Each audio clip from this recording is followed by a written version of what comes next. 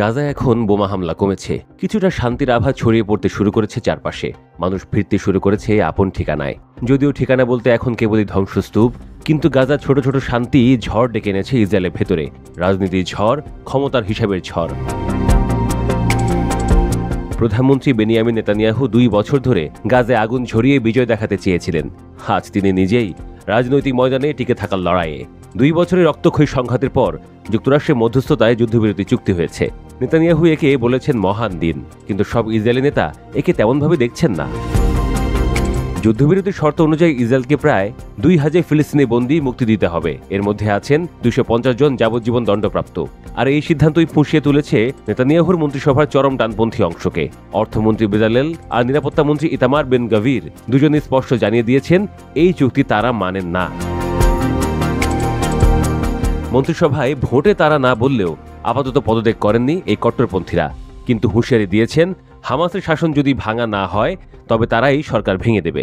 ইসরায়েলের ডানপন্থীরা গাজা দখল, ফিলিস্তিনিদের উচ্ছেদ আর ইহুদি বসতি স্থাপনে যে স্বপ্ন দেখেছিল, এই চুক্তি সেটি ধূলিসাৎ করে দিয়েছে।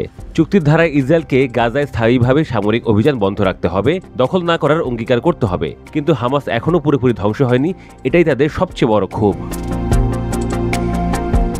নেতানিয়াহুর এই সিদ্ধান্তকে এখন রাজনৈতিক আত্মঘাতী পদক্ষেপ হিসেবে বলছেন অনেক ইসরায়েলি বিশ্লেষক। কারণ যুদ্ধবিরতির সমর্থন পেলেও তার চরম ডানপন্থী জোটসঙ্গীরা যদি সরে যায়, সরকার আর টিকবে না।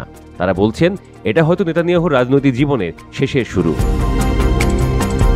এই চুক্তির পেছনে সবচেয়ে বড় ভূমিকা ছিল মার্কিন প্রেসিডেন্ট ডোনাল্ড ট্রাম্পের। 20 দফা শান্তি পরিকল্পনা অনুযায়ী ভবিষ্যতে গাজা থেকে ইসরায়েলের সম্পূর্ণ সেনা প্রত্যাহার করা হবে। হামাসের নিরস্ত্রীকরণ এবং একটি আন্তর্জাতিক তত্ত্বাবধায়ক কমিটি গঠনের কথাও বলা হয়েছে। তবে নেতানিয়াহু বলছেন এটা কেবল প্রথম ধাপ, অর্থাৎ এখন কেবল বন্দি বিনিময় আর সেনা পুনর্বিন্যাস, এর বেশি কিছু নয়। তবে ট্রাম্পের ধৈর্য শেষ হয়ে আসছিল। তিনি প্রকাশ্যে বলেছেন এই যুদ্ধ যথেষ্ট দীর্ঘ হয়েছে, এবার শেষ করতে হবে। এমন অবস্থায় ট্রাম্পের চাপের মুখে যুদ্ধবিরতি মানতে বাধ্য হয়েছেন নেতানিয়াহু। নেতানিয়াহুর ঘনিষ্ঠরা বলছেন তিনিও জানতেন সময় এসেছে যুদ্ধ থামানোর। জোট ভেঙে গেলেও হয়তো নতুন নির্বাচনের মুখে গিয়ে তিনি আবার নিজের অবস্থান গড়ে নিতে পারবেন, এই হিসাবেই এগিয়েছেন তিনি।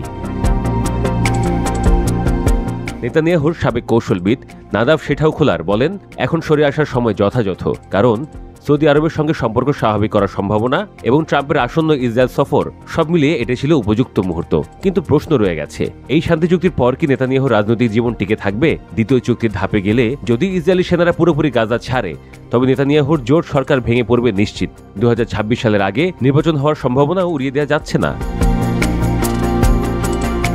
গাজায় বোমা থেমেছে, কিন্তু নেতানিয়াহুর রাজনৈতিক ভবিষ্যৎ সেই বোমার মতোই টিক করছে। যুদ্ধ থেমেছে, কিন্তু লড়াই এখনো চলছে। ক্ষমতার লড়াই, উগ্রপন্থী বর্বর নেতানিয়াহুর টিকে থাকার লড়াই।